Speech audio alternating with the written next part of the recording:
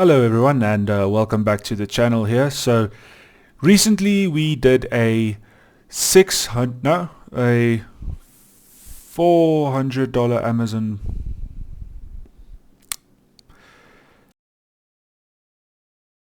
Hello everybody and welcome back to the channel here. So recently we did a $600 Amazon build, and it was sort of like a theoretical build, like just me showing you which parts I think you should consider if you have the amount of money. And today we're doing the same thing, but for a slightly more expensive PC. So today we are doing the $900 version. So this is the $900 Amazon PC build guide for a theoretical PC that I'm not going to actually build, but I'm going to look at the parts and tell you why I would choose these parts and why I think you should choose these parts. So I'm going to get right into it. Starting off here, we have the CPU, and I've chosen to go with the AMD Ryzen 5700X. Now, in the previous one, we had the 5500. And the big difference is that the 5700 and the 5700X is the 8-core entries into the Ryzen 5 lineup of CPUs. Now, of course, Ryzen 5 is a DDR4 capable CPU, not DDR5, so in some way you are handicapping your future-proof ability, but I think for the amount of money that we're speaking about, in this case $900, it makes sense for that amount of money, and I think it's going to be a big while before DDR5 becomes standard and before it really becomes all that relevant, especially for gaming.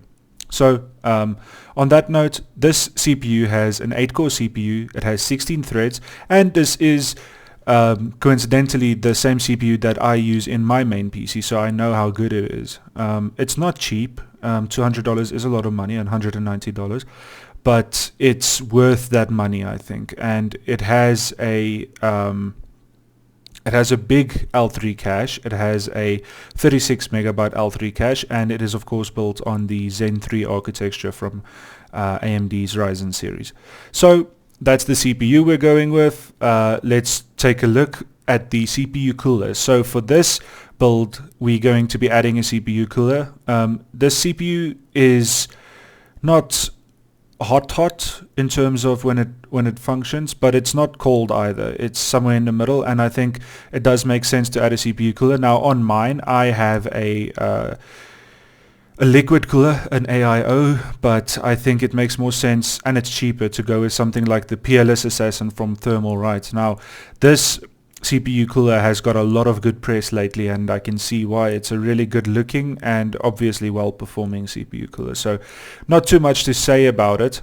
I think it'll fit nicely into the system. It's going to look nice, and it's going to fit right in. This system, it doesn't feature any RGB, so I think this CPU cooler fits right in with that more streamlined and professional look. Okay, moving on to the motherboard now. We are going with, again, this is the same motherboard I have. This is the smaller version. I have the big full ATX one, but it's the same motherboard. So this is close to my system, so I know how good it is. We are going with the ASUS TUF Gaming A520M Plus, and this is a motherboard that features built-in Wi-Fi. The reason I'm going with this one, it's a little bit more expensive than the previous video's motherboard. This is a little bit small, and if you do have that extra $20 or $30, I would recommend going for the big one because it's going to look better in that case, and it's going to have an extra NVMe slot for if you want to expand your storage options. This does have the 4 DIMM slots. Now, although for this build we're only going to be using 2 of them, it does future-proof you. And yeah, I think it's a good looking motherboard. It's military grade components, like all TUF Gaming components, and I think because it also comes with Wi-Fi, that's a nice little extra.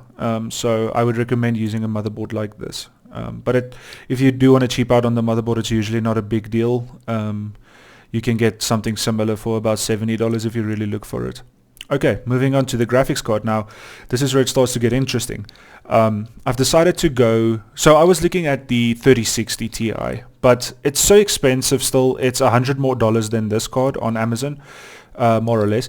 And I just decided to go with this card because it's got fantastic performance. And this is again an XFX card like the previous build had as well.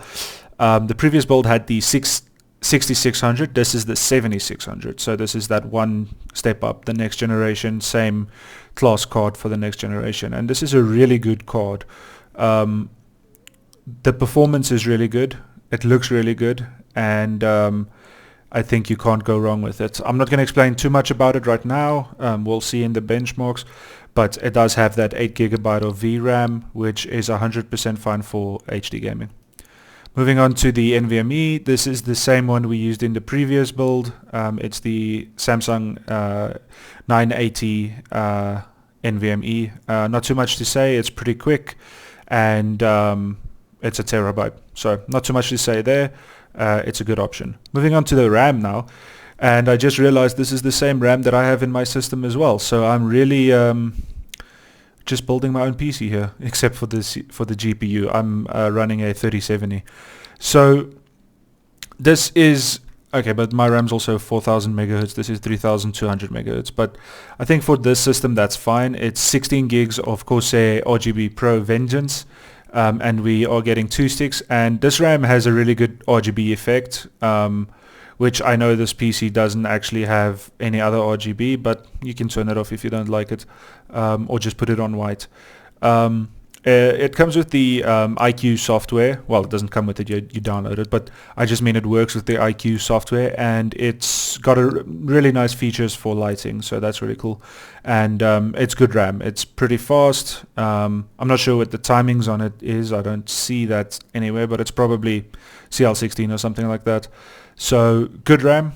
I can definitely recommend it. Okay, moving on to the case now, and we're going to stick with Corsair, and we are looking at the Corsair 4000D Airflow. So this is a case that I used to have, but I had the solid front one. This is the Airflow front, so the only difference is that it's a lot more air gets in.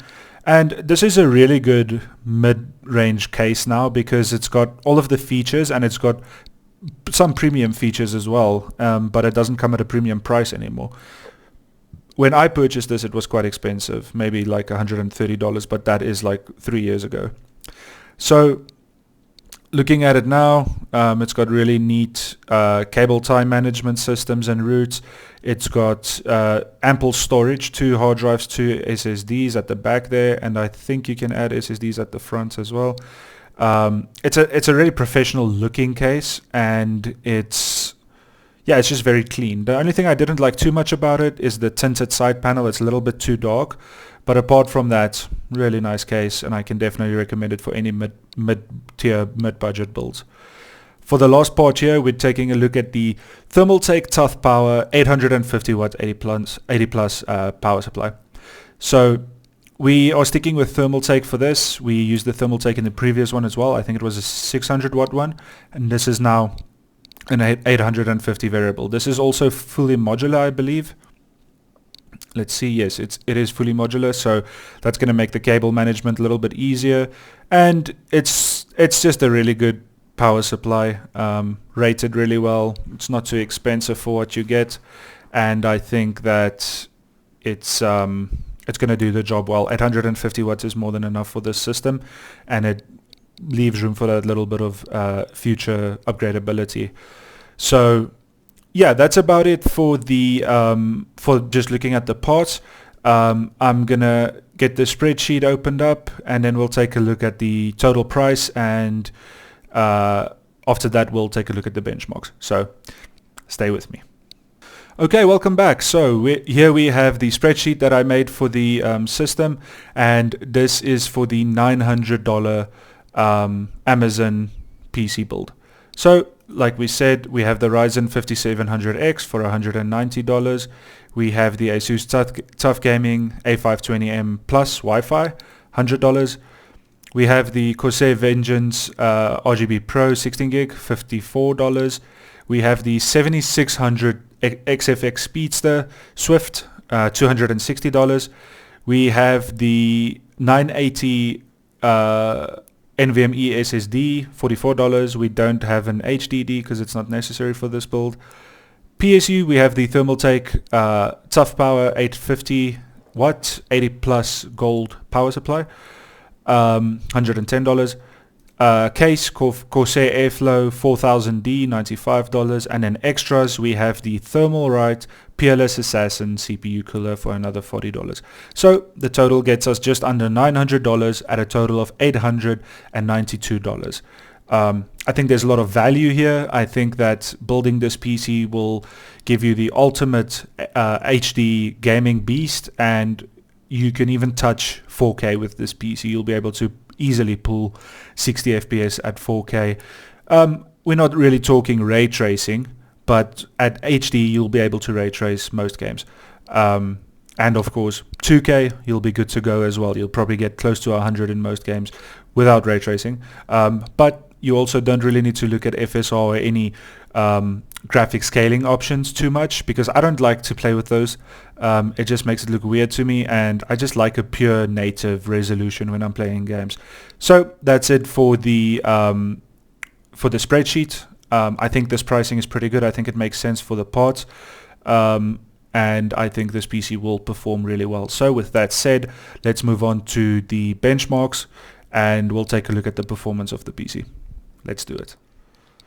Okay, so here we are at the benchmarks, and the way I did these is the same way that I did with the previous video. I just searched for someone that's already made a video about these exact parts, and I just took screenshots from the results that they got, and I'm just going to discuss them here. So this isn't an actual benchmark, this is just a theoretical benchmark, but it's based on values that was actually recorded. So for this first one here, we have Battlefield 2042, and this is still a very new game that looks fantastic still. It's one of the best looking games out there. It's gotten a lot better in terms of gameplay as well, but in terms of FPS numbers, this is doing quite well. It's averaging 98 at 1080p Ultra, and this is quite a difficult game to run. So the GPU is bottlenecking the CPU a little bit. I think this CPU can handle a bit more than this, but it's a good result. Next one, we have the Cyberpunk result, and Cyberpunk is getting an average of 70 at 1080p Ultra, which is pretty good for Cyberpunk because it's also a really difficult game to run. Then moving on to Forza, now this is on Ultra at 1080p, but it is also ray tracing high.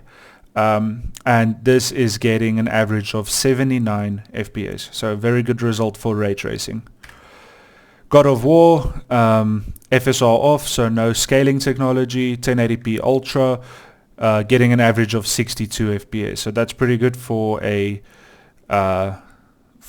purely native resolution.